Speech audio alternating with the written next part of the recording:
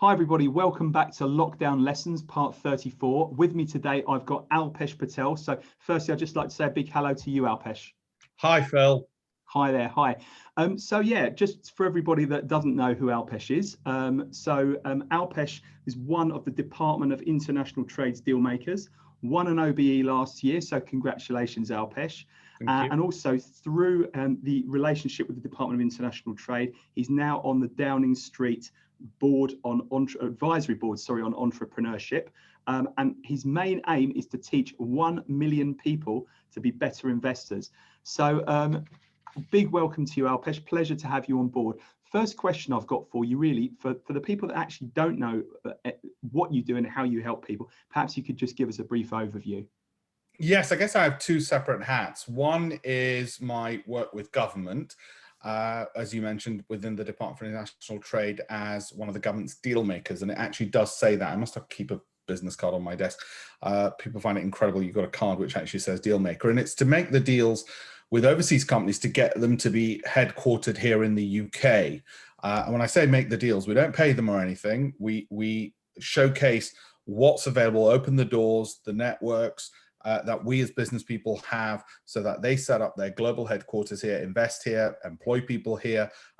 The entrepreneurs, the talented entrepreneurs start hiring people here and so on, which is obviously great for the UK and the UK economy. So that's my government role, as it were. And on the non-government side, I run a private equity firm. It's an asset management company, which has also got a hedge fund element to it as well.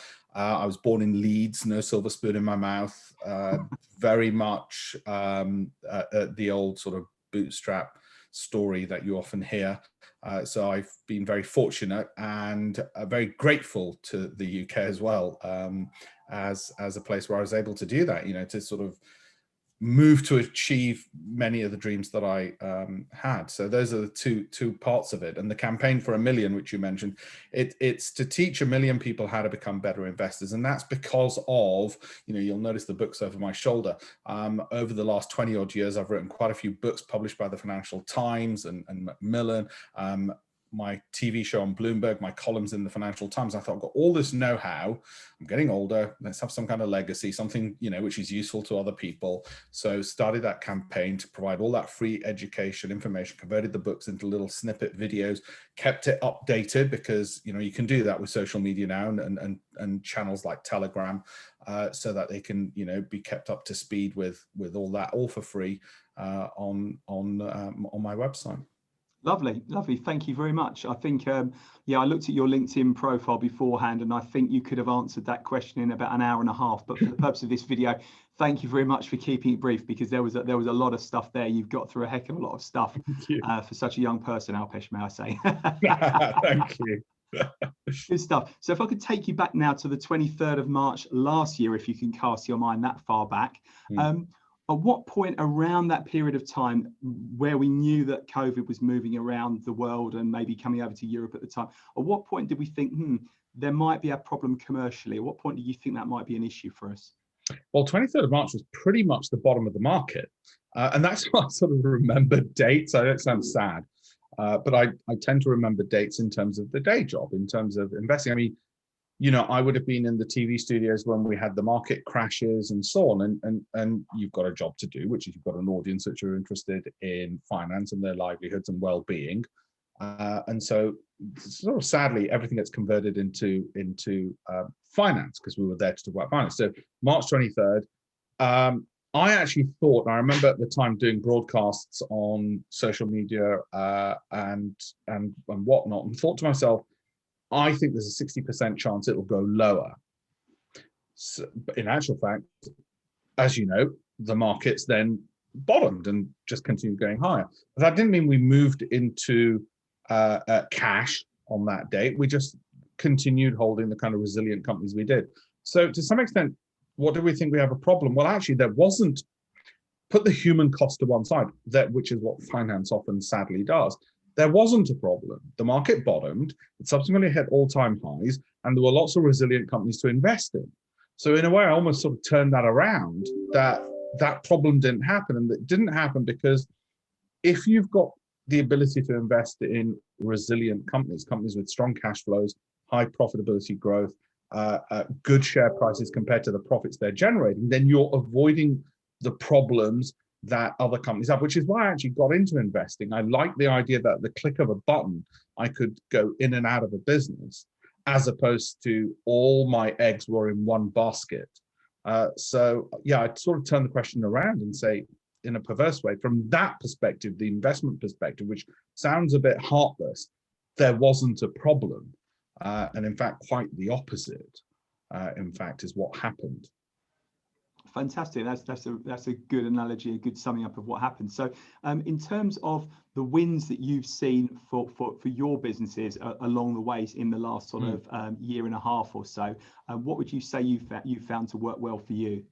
Yeah, well, again, I don't want to underestimate luck in all of this. Luck in the sense that I'm in a business which is very agile. Agile was actually the name of my very first hedge fund in 2005. And we were able to, I mean, all travel stopped, everything had to change to a different way of working. And we were agile enough to do that. And that actually goes back to something which, again, part of it, this is good fortune. I'd been told by my uncles back in Leeds when I was growing up, and they said, look, whatever business you go into, and I originally trained to be a barrister because I wanted to be self-employed. They said, whatever business you go into, just make sure you're not managing lots and lots and lots of people, because it'll be a headache. And so I after at the bar, because investing interested me, I went into asset management because you have a low head count. And don't get me wrong, it's great giving people lots of jobs, but we pay our taxes in different ways on profits. And of course, the companies we invest in, they employ lots of people. So I always like the idea that Warren Buffett, Berkshire Hathaway, at the time was the world's richest man and employed 14 people in the headquartered company. I thought, yeah, nice and efficient. And so for us, we have a similar advantage: low headcount, agility, can change things quickly, adapt very quickly. So it's been positive in that regard. I've spent more recent times in just now more on the sort of, because I'm not traveling, I've got more time. So aside from family, being able to spend more time on some of the charitable stuff that I've been involved in. Most recently, the oxygen crisis in India.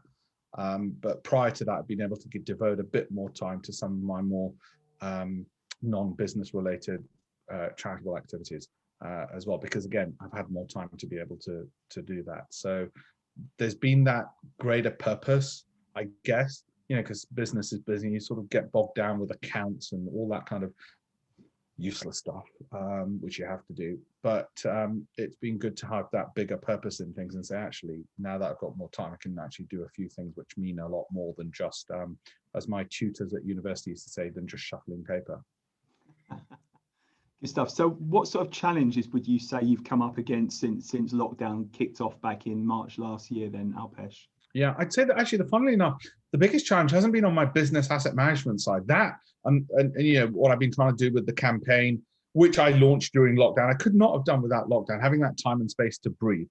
And that just took off because I guess a lot of people were at home and they were thinking, yeah, actually, I better sort out my SIP, better sort out my ISA, better sort out my pension. Why are they not growing? This isn't good. So it wasn't that side of things. The biggest challenge was with my government hat is no longer you're meeting companies face to face and sitting down with them and explaining, the capital raising side or the door opening side and the business development side of why they should be headquartered in the United Kingdom. Now you're having to do it over a Zoom call. And so you had to switch to that, and you weren't meeting, as I would have done in the past, maybe 200 companies in a week because you were at the conferences and you were sort of loading your diary one after the other, because you're there, physically you're there. So, you have a session, another one, another one, another one. Well, that doesn't happen so much on, through Zoom calls, and you lose the intimacy, the follow-ups, the energy, the personal connection. So I really had to adapt to that because the UK case actually remained just as strong. Ease of doing business, the great brand, the market size, the ability to go global, the support people get, the skilled workforce base, all of those factors were still there. And if so, if anything, even more so, I was speaking to an Italian company today, and they said, look, we want to, and no criticism of Italy, a country I love, but they said, actually, ease of doing business and the support you get in the UK from the government, we want to be out in the UK. And I thought, great, the case has become stronger. Indian companies, you can imagine, it's become stronger to have global headquarters in the United Kingdom. So the challenge really had been, how do you keep that level of energy when it's through Zoom? Same challenge as everybody else. How do you keep that when it's through, Zoom? And one of the things I've tried to do is I don't just do the Zoom calls. I'll have with those companies, we'll have them on WhatsApp as well. So there's that extra degree of, back and forth and drop them a line, or just show them a report, and just try and have that touch point of communication with those as well, and increase the social media stuff going out, because I know they'll be following me on LinkedIn as well, so they can keep seeing without being intrusive on them. So again, there's that connection, I guess, that front of mindedness that you need. So really ramped up the social media stuff on LinkedIn, obviously YouTube and all the rest of it, so that it's always there. And that's been amazing. It's really helped people say, oh, I saw you doing this. Oh, right, I saw this broadcast, I saw that. And I know people don't necessarily enjoy that. They don't necessarily enjoy being in one blooming room and just talking to a camera all the time. Of course, they want to get out to conferences and meet people and all the rest of it, but you've got to adapt. What can you do? Absolutely. Yeah, I think that, in retrospect, although, I've moaned about video conferencing over the last year more than once, because I'm fed up of staring at a camera and a screen the whole time. A little dot. Yeah, exactly.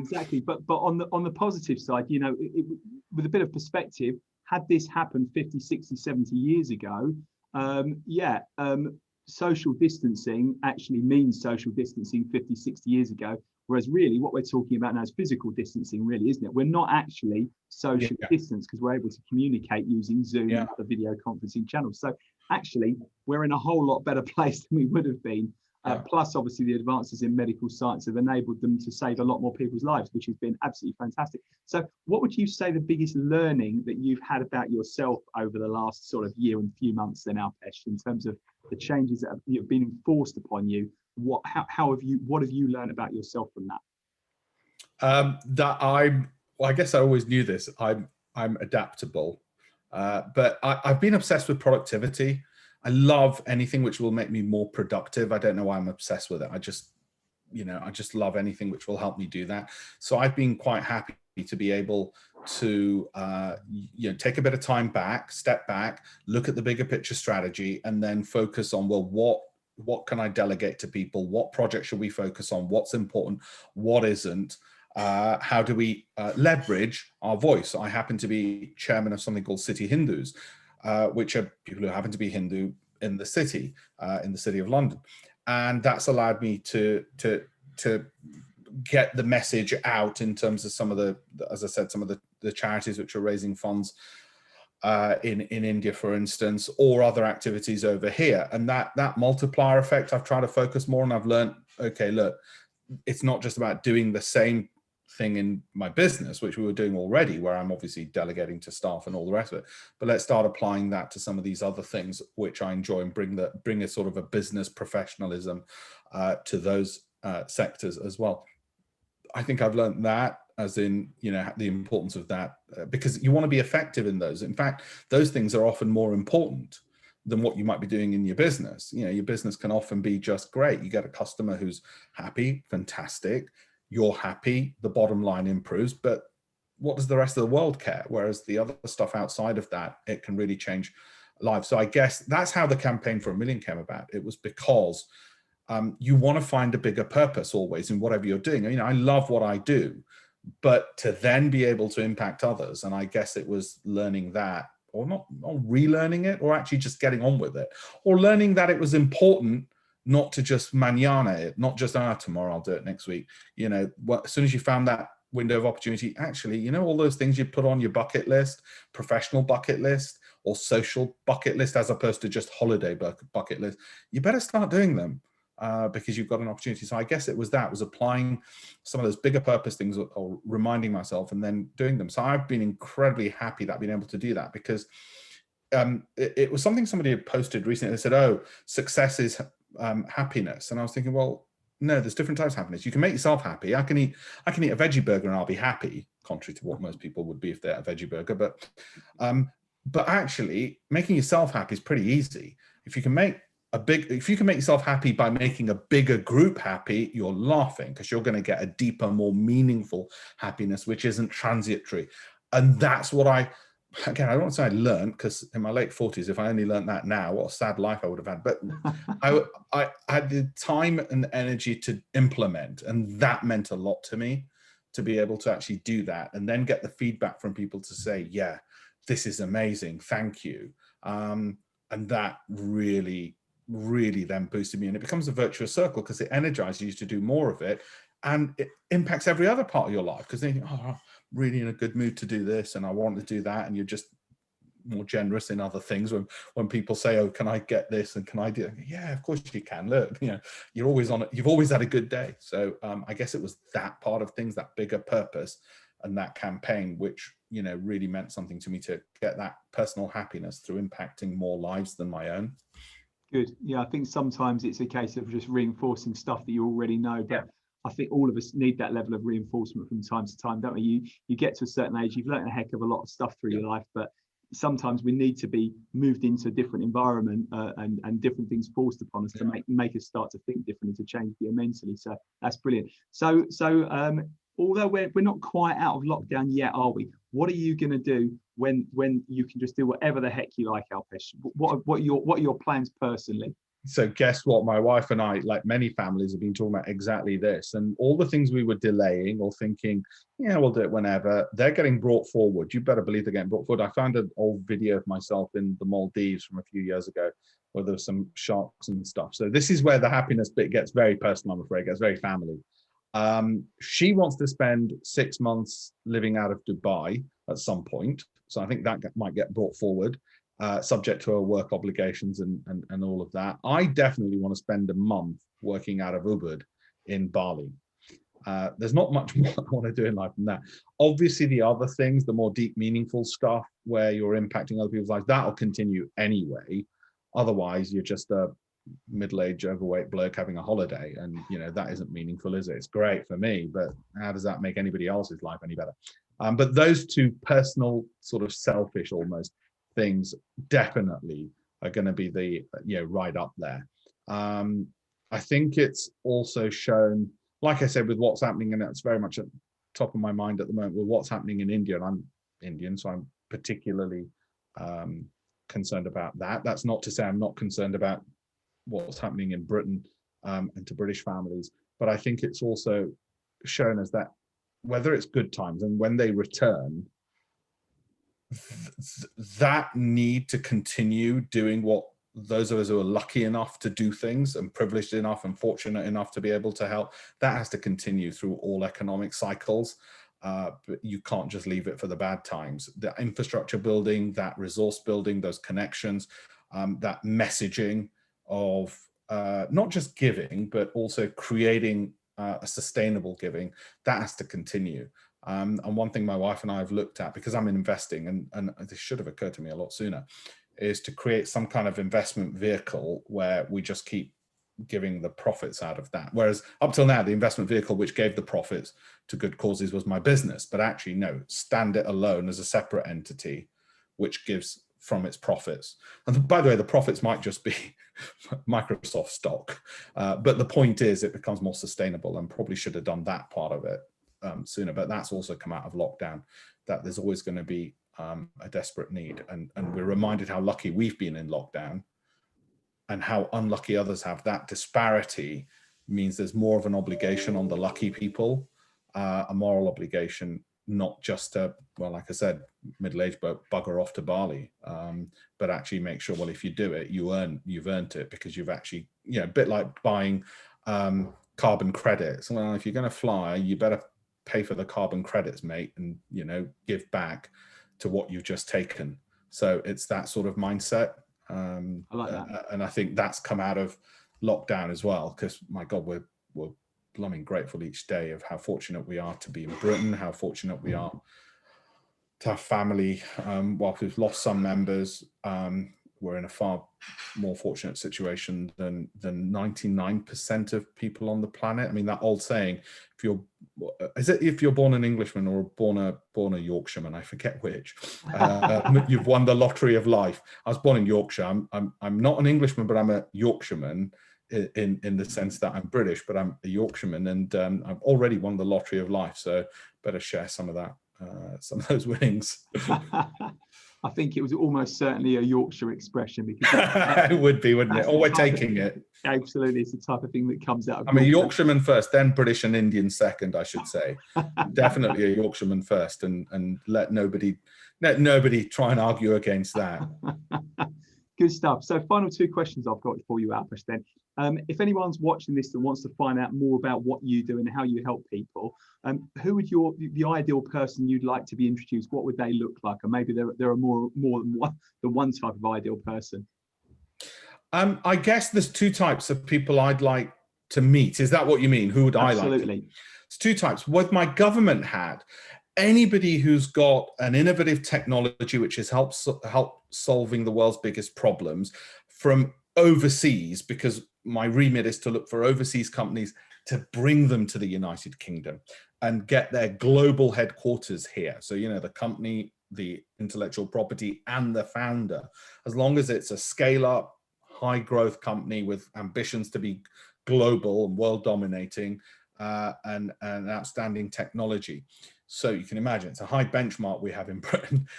So that's with my government hat. On my sort of campaign for $1 million, everything else, my investing part, I would say anybody who's interested in improving their knowledge of investment, their education, and how to make their returns better, their SIPs, their ISAs, then that's campaignfor1million.com, and that's that work.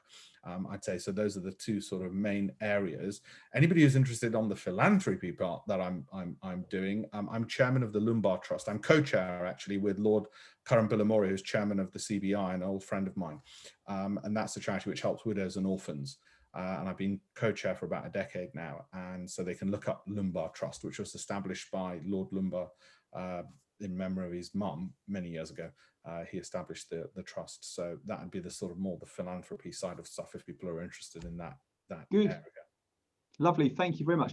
And final question for you, I suppose, before we say goodbye, is how can people reach you and your team to find out more about how you work and how you can help people?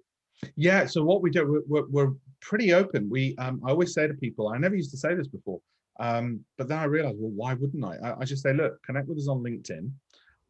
Vanessa, because I get so many messages, goes through all of those, because if they went just straight to my email, guess what? They're going to get missed because I'm not going to see them. So that way, everything gets seen eventually. It might take a week or so because there's so many coming in. But LinkedIn is one, and also on campaignfor1million.com, every single one of my social media stuff's on there, including TikTok, where I was profiled recently in Business Insider for my popular TikTok channel. So it's got everything from my the WhatsApp to TikTok to LinkedIn to Twitter. So one way or another, everything's there, the whole universe. You're covered. So yeah, you can message on LinkedIn. Fantastic. So when I go back home and speak to my kids this evening, if I can say I'm now friends with a prolific TikToker, do you think that will win me any credibility? I think as long as they don't look at my face, they'll think, wow, who is it? Can he dance? It wasn't for my dancing skills, I've got to tell you. On there, it was all to do with the educational stuff on investing, would you believe? So they might not be too impressed if you start telling them too much. Yeah, I'll just leave it at that, the prolific TikToker bit, and then we'll leave it at that. But thanks so much, Alpesh. It's been absolutely wonderful coming along today, and pleasure finding out more about you, and yeah, catch up soon. Thank you, and thank you for all the great stuff you're doing through your business, and helping businesses and coaching them to be outstanding and grow. I think it's really impressive, and hope people will take note of that and connect up with you as well. We'll certainly promote this through our social media and my TikTok. Fantastic. I could be like you one day, Alpesh, and be a prolific TikToker too. Thank you so much. Take care and goodbye. Thank you. Take care.